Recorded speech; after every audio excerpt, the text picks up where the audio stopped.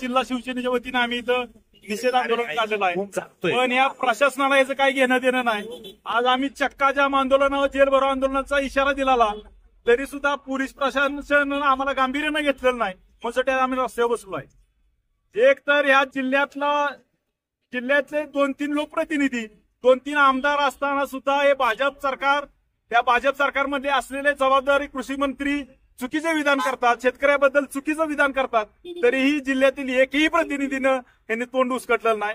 या सर्व निषेधात आम्ही रस्त्यावर उतरलो आहे। हे आजचं आंदोलन आमचं शेवटचं नाही, अख्ख्या जिल्ह्यात ह्याच पद्धतीचं आंदोलन उतर, जोपर्यंत अजितदादा पवार त्यांच्या मंत्र्याचा राजीनामा घेत नाहीत तोपर्यंत ह्याच पद्धतीनं आमचं तीव्र आंदोलन उभं राहील। जय महाराष्ट्र। आज सातारा जिल्हा शिवसेनेच्या वतीनं महाराष्ट्र शासनाचे मुख्यमंत्री माणिकराव कोकाटे यांनी गेले कित्येक दिवसापासून जे शेतकऱ्यांविषयी बेकार वक्तव्य केले, परवा विधानसभेतला सुद्धा जो काही विषय असेल त्या संदर्भात सातारा जिल्हा शिवसेनेच्या वतीने या ठिकाणी निषेधार्थ आंदोलन करण्यात येत आहे।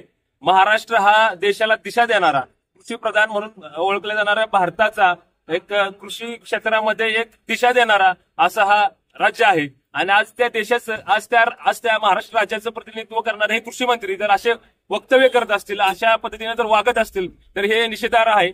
महाराष्ट्र शासनानं जबाबदार मुख्यमंत्र्यांनी त्यांचा तात्काळ राजीनामा घ्यावा कृषी मंत्र्यांचा। सातारा जिल्हा शिवसेनेच्या वतीने या ठिकाणी या संदर्भात रास्ता रोको करून निषेधार्थ आंदोलन करण्यात आले।